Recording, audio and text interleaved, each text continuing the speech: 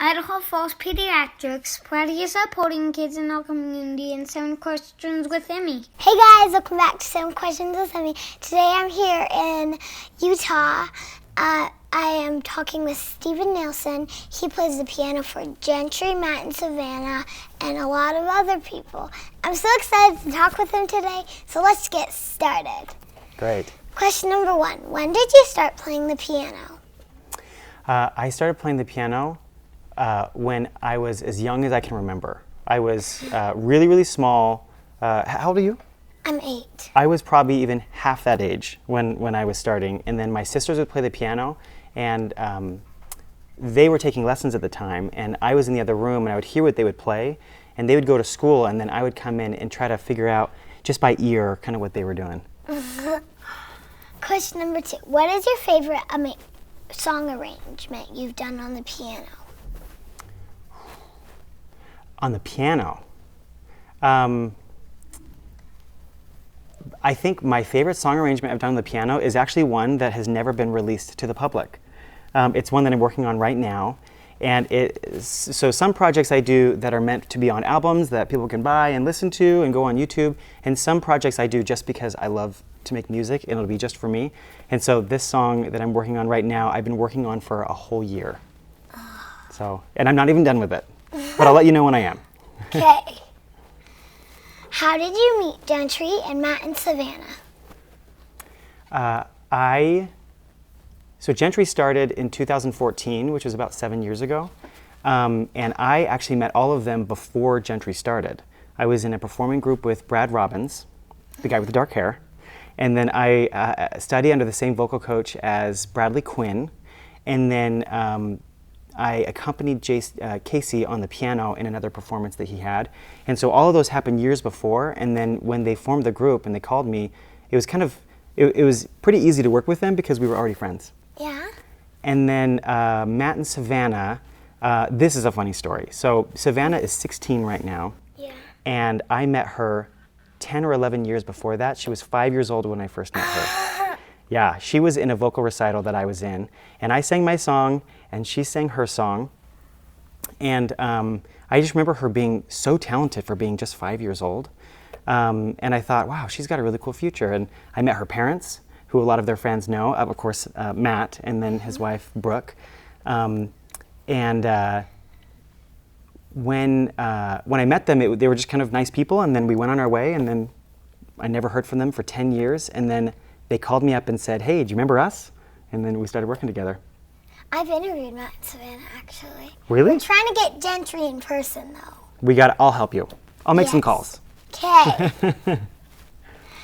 Do you play other instruments than piano? My main instrument is piano. I do love to sing. And I used to play the French horn. Do you know what the French horn is?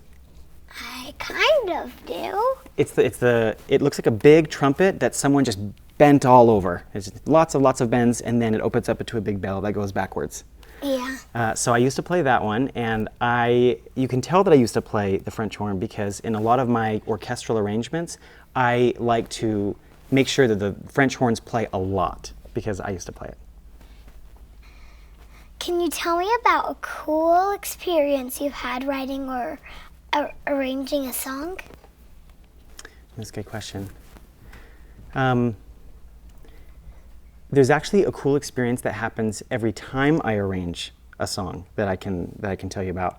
Not a lot of people know this, but you probably would if you write music. A lot of the process when you're writing a song or composing or arranging something else, you go through hundreds of ideas. You say, is that a good idea? No. Is that a good idea? No. And it can take days to weeks to go through all the bad ideas. And then eventually you come across an idea that has this really cool spark to it that makes you really excited. And you know there's something there. And so then I take that idea and I start kind of extracting from it and trying to build on it and stuff. And right about at that point when I'm arranging, it kind of feels like this magical experience. It feels like there's electricity in the air. It's like I'm kind of on a roller coaster, but I'm also like feel really peaceful and still, like it's almost a religious experience. So it's just, there's a lot going on, and it just kind of feels like I'm connected, and I know that music is kind of flowing through me, whereas I'm compared to what I was doing before, which is just trying idea after idea, and it wasn't So it's working. kind of like a big burst. Yeah, that's actually a really good way to say Like it. colors that pop out. Yes. Oh my goodness. Yes. I do see colors. Like emotions that pop out, kind of. Definitely that too. When that happens, I just get really excited, and I also just feel like all my senses are alive. Have you ever had like you get the chills or spine tingling experience where you watch a movie and a cool thing happens, or you hear music and it kind of makes the hair on your arm stand up? Goosebumps. It gives you goosebumps. Yeah, everyone calls it something different, but that's what I experience. The scary books, Goosebumps, give me goosebumps, and it makes me not want to fall asleep because I think Slappy's gonna get me. You're tougher than I am. I can't even read Goosebumps or watch the shows. Well, Mom said I couldn't do anything with it anymore because it scared me too much, and I would always be sleeping with her. Well, I might have to come over too if I ever watched one, because I'd have to have somebody to be like, you know what it's like to be this scared. Can you tell me this story of the song behind Believe? Yeah.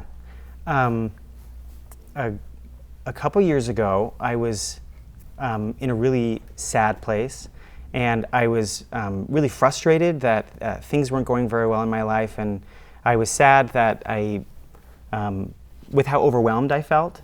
And so I felt really angry, and I kept on telling God about it. I was just like, I'm so angry that life doesn't seem to be working out the way that I would have hoped. So when I was driving, I was headed to write a song with my friend that had nothing to do with Believe. I hadn't even had Believe come into my head yet.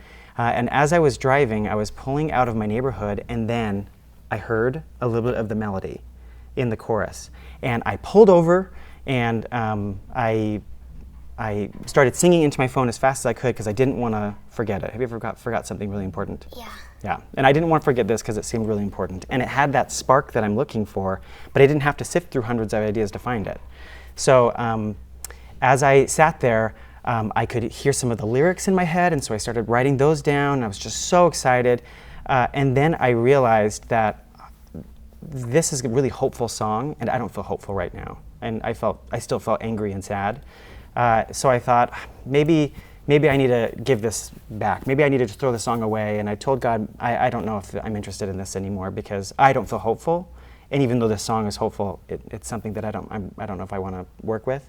And then I just heard a little voice in my head that said, no, it's okay. This is a hopeful message, and one day you're going to feel hopeful again. And so I kept the song and had Gentry sing it, and I'm really glad I did, even though it was hard, because so many people have found hope from that song. What do you like to do when you're not playing music? I love to be in the outdoors. I love living right next to the mountains, and so I mountain bike. I love to rock climb, indoor and outdoor. I love to trail run, play tennis. I used to swim in the reservoirs and swim laps. I'd have to have my friend go with me, and she would blow up a mattress. And then she would lay on the mattress, and I would just push the mattress and then swim to it and push the mattress. And that way I wouldn't drown just in case something happened. Yeah. Who do you look up to? Musically, who I look up to is John Williams. Have you heard of, Harry Potter? Yeah. He wrote that. Or Jaws. Have you heard this one? It's where the shark is in the ocean and it starts getting closer and closer. He wrote that one. He wrote all the best film scores that I can think of, and so I think he's amazing. I also love Alan Menken, and he's the one that wrote you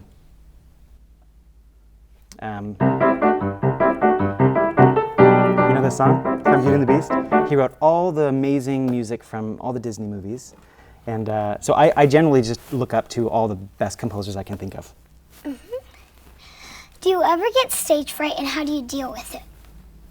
I definitely get stage fright. I get stage fright too, because sometimes I get scared when I'm on interviews, but I'm about to join like a dance / sing class, so I'm probably gonna be really scared.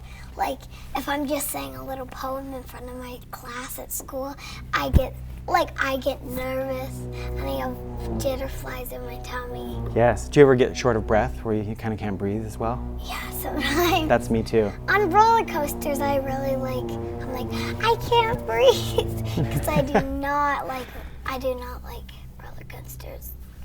I actually love roller coasters, but I don't love being nervous in the same way that you don't. So what I do when I feel really nervous before I go on stage is I have to remind myself, okay, I know that I'm nervous because I'm scared I'm going to make a mistake in front of everybody, or I'm going to feel stupid or something. But then the more I think about it, I have to remind myself I'm not here to audition for anybody. I'm not here to try to prove to anyone that I'm really good. I'm here to just offer a gift to the audience, something that I love to do, and my only job is to have fun. And that helps me. Yeah. What advice do you have for me?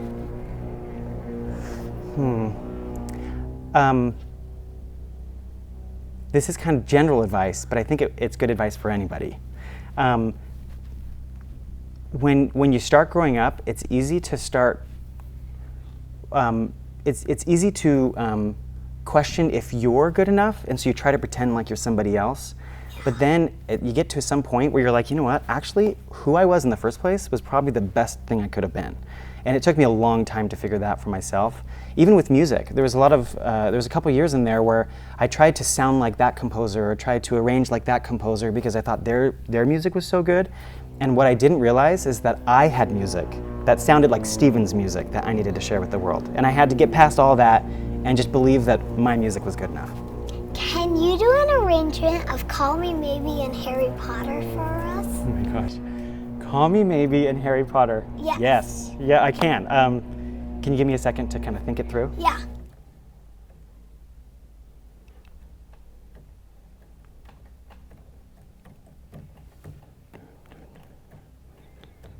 Okay. Okay. You ready? Yeah, I'm ready. Okay. I'm a little bit nervous. It's okay. But we talked about it, right? Yeah. Okay.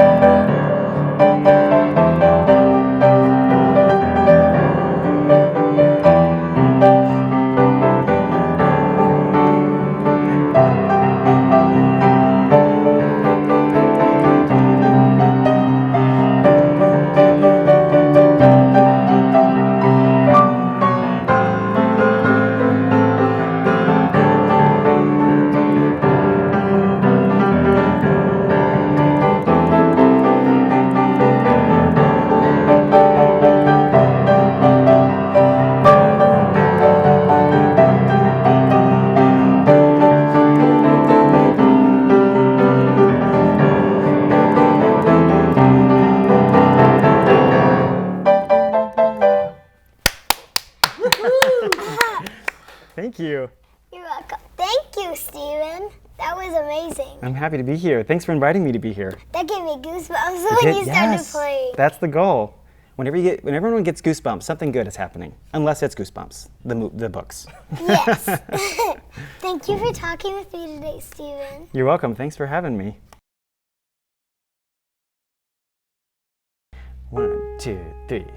If all of the kings had their queens on the throne, we would pop champagne and raise a toast to all of the queens who are fighting alone. Baby, you're not dancing on your own. Can't live without me.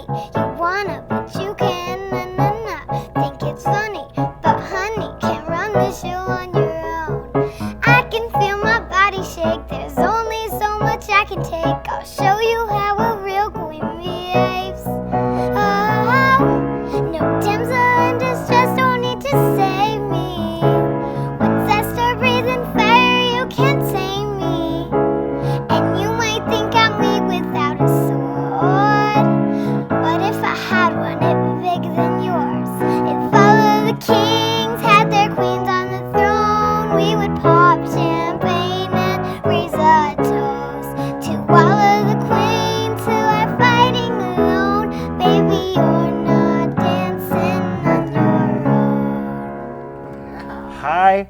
5. That was amazing. And I could hear you getting into it too. You really do. You can sing. Way to go. I love to sing.